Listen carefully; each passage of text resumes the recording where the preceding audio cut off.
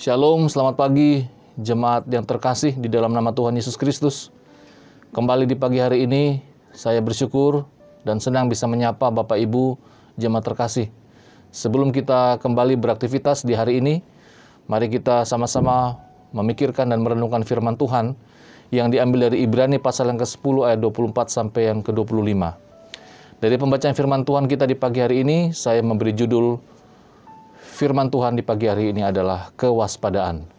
Demikian firman Tuhan. Marilah kita saling memperhatikan supaya kita saling mendorong dalam kasih dan dalam pekerjaan baik. Janganlah kita menjauhkan diri dari pertemuan-pertemuan ibadah kita.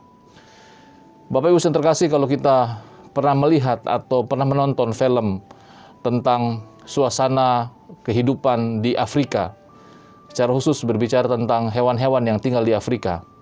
Kalau kita melihat satu hewan yaitu rusa. Rusa secara naluriah membentuk lingkaran kewaspadaan. Kalau saat mereka merasa terancam, saat mereka beristirahat di padang, biasanya mereka membentuk sebuah lingkaran kewaspadaan. Rusa-rusa bisa duduk berkelompok dengan posisi masing-masing menghadap keluar arah yang berbeda-beda. Dengan cara tersebut, mereka dapat memantau keadaan sekeliling mereka 360 derajat dan berkomunikasi apabila ada bahaya atau ada bahaya yang mendekat. Artinya, rusa-rusa dalam kelompok itu tidak memperhatikan diri mereka sendiri, tetapi mereka saling menjaga satu dan lainnya. Begitulah juga nasihat firman Tuhan yang kita baca di pagi hari ini. Sekali lagi saya ingin membaca buat kita semua. Marilah kita saling memperhatikan supaya kita saling mendorong dalam kasih dan dalam pekerjaan baik.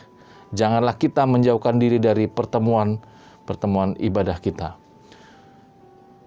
Tujuannya adalah mengapa kita sebagai orang percaya harus saling memperhatikan, saling mendorong satu dan lainnya. Yang pertama adalah untuk saling menghibur. Kalau kita membaca dalam 2 Korintus pasal yang pertama ayat yang keempat, di sana firman Tuhan berkata, untuk menghibur mereka yang berada dalam bermacam-macam penderitaan dengan penghiburan yang kita terima sendiri dari Allah. Alasan yang kedua mengapa kita harus saling memperhatikan dan mendorong adalah saling membantu untuk tetap mewaspadai upaya-upaya iblis yang berjalan keliling sama seperti singa yang mengaum-ngaum dan mencari orang yang dapat ditelannya. Jemaat yang terkasih, kita semua tanpa terkecuali membutuhkan dorongan semangat dan Allah akan menolong kita untuk menolong satu sama yang lain mendekat kepadanya bersama-sama di dalam kasih. Jemaat yang terkasih, sebelum kita beraktivitas di hari ini, mari kita ingat kembali firman Tuhan di pagi hari ini. Mungkin di dalam kehidupan kita sebagai orang percaya, keluarga kita, mungkin istri kita, anak-anak kita, mungkin sahabat-sahabat kita, mungkin rekan-rekan kerja kita yang percaya kepada Yesus Kristus, perlu dukungan doa, perlu dukungan motivasi. Inilah waktunya bagi kita sebagai orang percaya untuk saling mendukung dan saling mendorong satu dan lainnya. Tujuannya yang jelas seperti kita sudah renungkan di pagi hari ini bersama-sama, agar kita saling menghibur dan juga saling membantu satu dan lainnya. Mari kita berdoa. Bapa, kami bersyukur dan berterima kasih karena kami hidup di dalam lingkungan gereja, di mana dalam konteks gereja kami sebagai sesama anggota tubuh Kristus harus saling memperhatikan, saling mendorong, dan saling mendorong satu dan lainnya.